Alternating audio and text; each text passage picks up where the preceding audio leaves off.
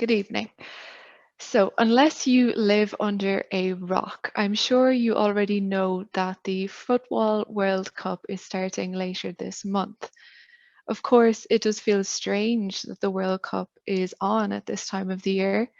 Most of us associate the big international football tournaments with long summer days, warm weather, and the school holidays when we were younger. This year, however, a special exception has been made, which has resulted in the World Cup moving to winter. This is because this World Cup is being held in the desert, where it would be simply too hot to hold the competition in the summer. As I'm sure you already know, this year's edition is being hosted by the nation of Qatar. It's the first time the sport's most celebrated competition will take place in the Middle East, which should be a success for the region. However, since FIFA awarded Qatar the World Cup 12 years ago, the whole country and the campaign has been plagued with accusations of worker abuse, homophobia, sexism, and racism. On top of all of that, many believe that the World Cup was awarded to Qatar through bribery.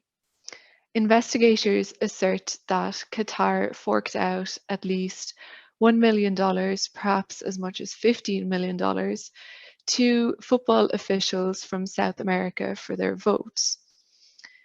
Now, it's easy to imagine why Qatar was willing to pay a high price to host the World Cup. A country often gets involved in sport with the hope that some of the sport's popularity will rub off on the international image of the country. This practice of cleaning up one's public image with sport is known as sportswashing.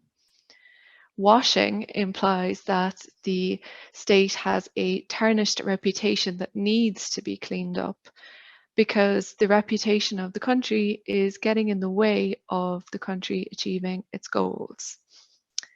By investing in sports, states can distract audiences from the faults of the country and they can try to create a positive association with the country.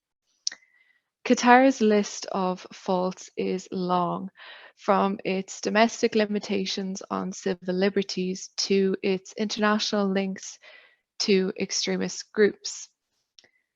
However, migrant rights have become the biggest blemish on Qatar's record since the whole World Cup campaign began. Qatar's hosting of the upcoming World Cup brought in thousands of migrant workers to build the infrastructure needed to host the World Cup. These foreign workers left everything behind in the search of work and perhaps a better life in Qatar. But once in Qatar, they have often experienced exploitation. This exploitation has come in the form of unpaid wages, confiscated passports, and extreme working conditions that have led to several thousands of deaths. It has been reported that since 2011, over 6,500 migrant workers have died in Qatar.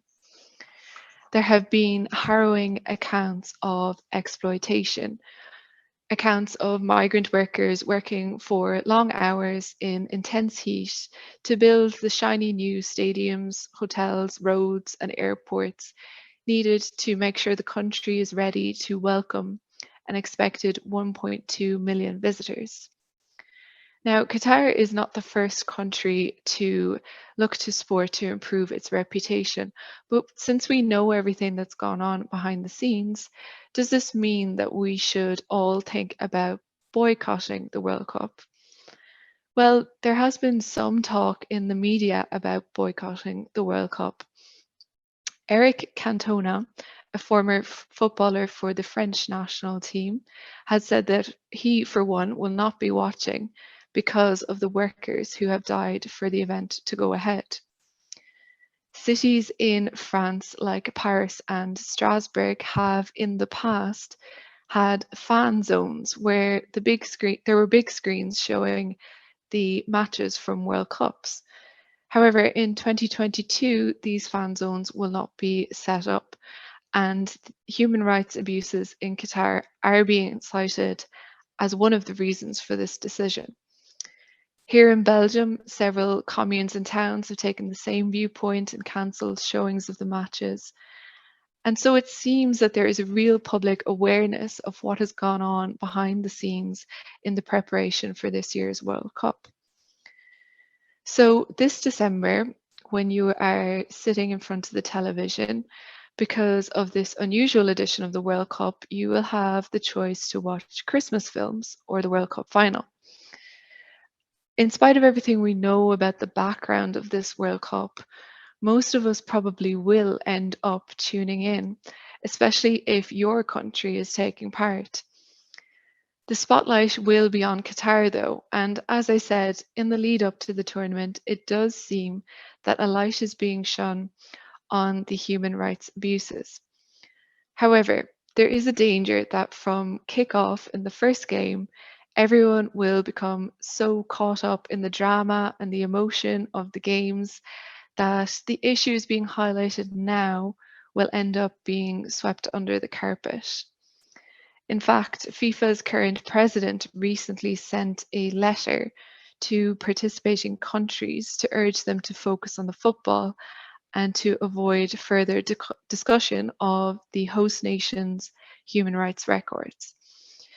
We'll have to wait and see how it all pans out, but it is likely that the policy of sports washing will turn out to be the real winner. Thank you.